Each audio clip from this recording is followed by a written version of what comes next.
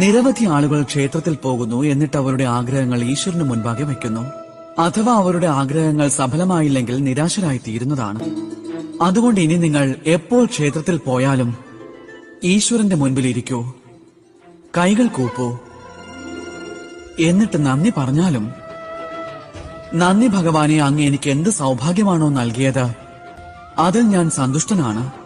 ഇനി എനിക്ക് മാർഗദർശനം നൽകിയാലും, എപ്രകാരമാണ് ഞാൻ എന്റെ കർമ്മങ്ങൾ കൊണ്ട്, സ്വയം എന്റെ കർമ്മം കൊണ്ട് ഞാൻ ആഗ്രഹിക്കുന്നതൊക്കെ എനിക്ക് പ്രാപ്തമാക്കാനാവുന്നത്?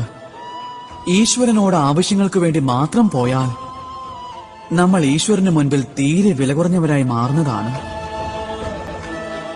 എന്നാൽ മറിച്ച് സ്വയം കർമ്മം ചെയ്ത് ഈശ്വരനോട് നന്ദി പറയാൻ പോവുകയാണെങ്കിൽ യഥാർത്ഥ അർത്ഥത്തിൽ തന്നെ നിങ്ങൾക്ക് ഉറപ്പായും ഈശ്വരനെ ലഭിച്ചിരിക്കും.